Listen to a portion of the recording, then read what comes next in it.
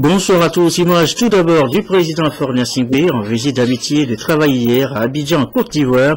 Nous en parlons longuement tout à l'heure dans cette édition, mais d'abord les images de l'arrivée du chef de l'État dans la capitale ivoirienne. Le président Faure Gnassingbé, vous allez le voir, accueilli à sa descente d'avion par son homologue Alassane Dramane Ouattara de Côte d'Ivoire. Les deux chefs d'État, vous le voyez à l'image, vont ensuite serrer les mains, accueil cérémonial, donc l'exécution des hymnes nationaux et les salutations d'usage des personnalités présentes à l'aéroport, des chefs traditionnels, y compris aussi une forte colonie togolaise, visiblement heureux de revoir le président Faure Gnassingbé, qui d'ailleurs ne va pas manquer de remercier, vous allez l'entendre bientôt, son homologue ivoirien pour l'hospitalité réservée aux Togolais de la Côte d'Ivoire. Je vous laisse vivre un peu cet accueil à l'aéroport d'Abidjan.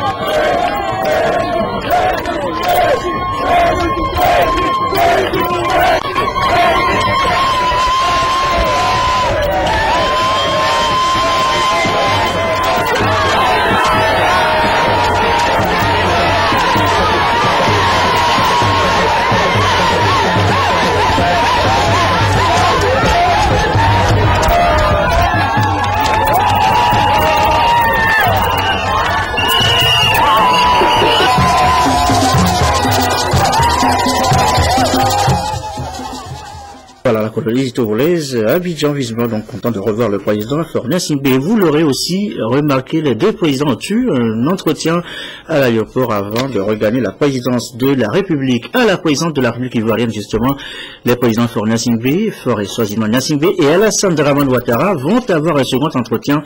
Les précisions ont été données par les deux hommes lors d'un point de presse empreint d'amabilité. Le compte rendu, Joseph Améran.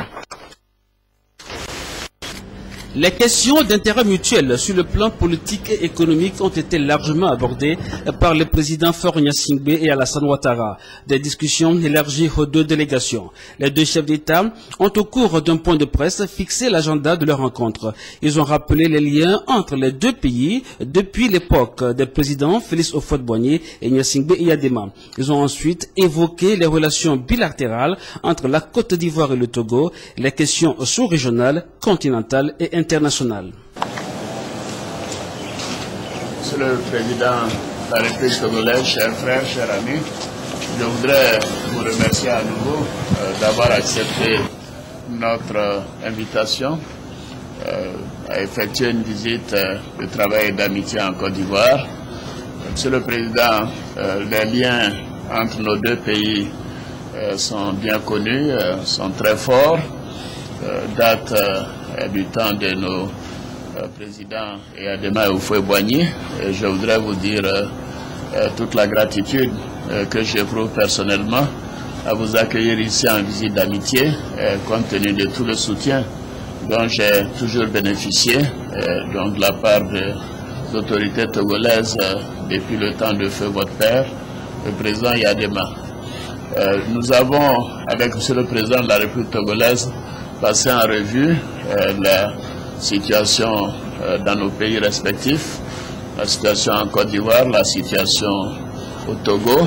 Nous avons bien sûr évoqué les relations bilatérales entre nos deux États et nous envisageons d'ailleurs de signer 3 conventions de coopération à l'occasion de cette visite.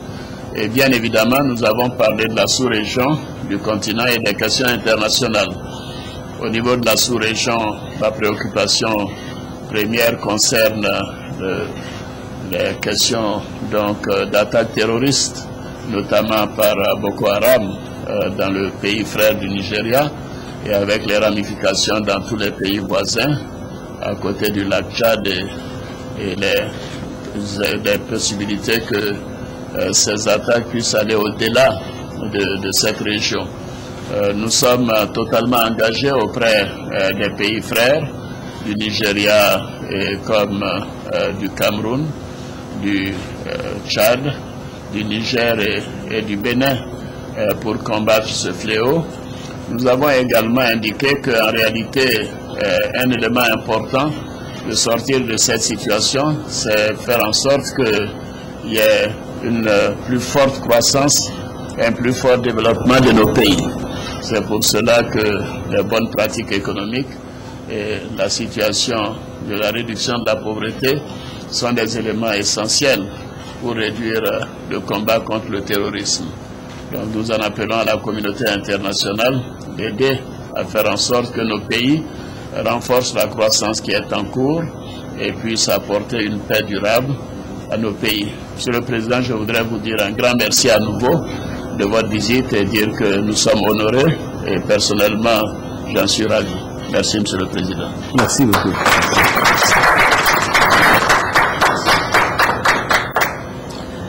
Merci, Monsieur le Président. Monsieur le Président, je voudrais tout d'abord vous remercier de cet accueil chaleureux que vous réservez à la délégation qui m'accompagne et à moi-même. Je voudrais ensuite vous dire un grand bravo, aux éléphants de la Côte d'Ivoire pour leur victoire en Guinée équatoriale. Ils ont enfin ramené la coupe et je pense que tout le monde était pour, même nos amis ghanéens dans leur tristesse, je crois que c'était un pays voisin. Donc nous tous, nous étions contents. Donc quel que soit, il y avait quelque chose de bien dans cette coupe, c'est-à-dire que nous sommes tous au sein de la CEDEAO, que ce soit la Côte d'Ivoire ou le Ghana.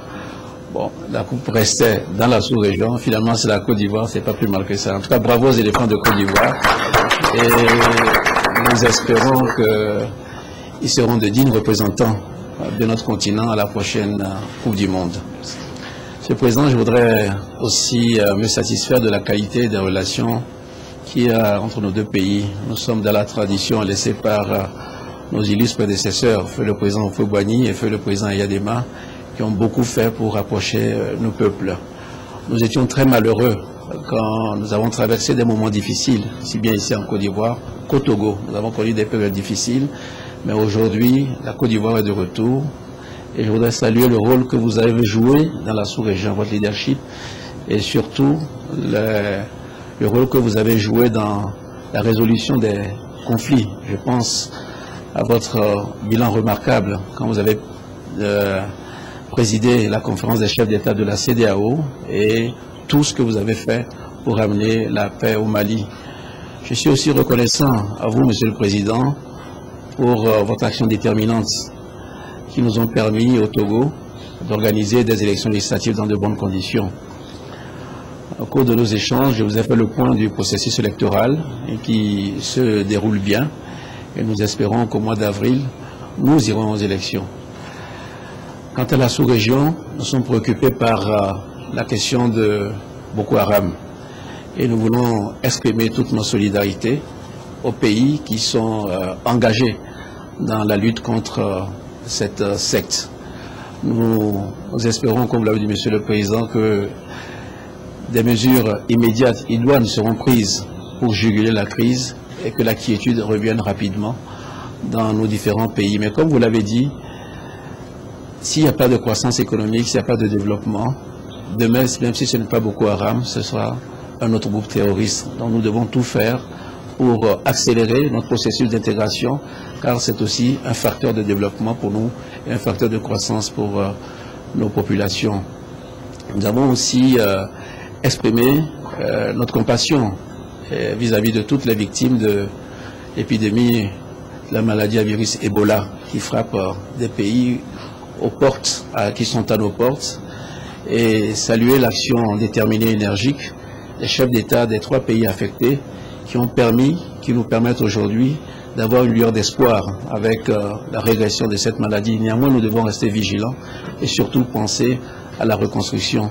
Nous sommes réjouis du dernier sommet de l'Union du fleuve Mano et nous espérons que le prochain sommet qui est annoncé à l'Union européenne permettra de bien préparer la reconstruction, car il faut absolument que les dégâts causés par cette maladie dans tous les secteurs de la vie de ces pays puissent être réparés.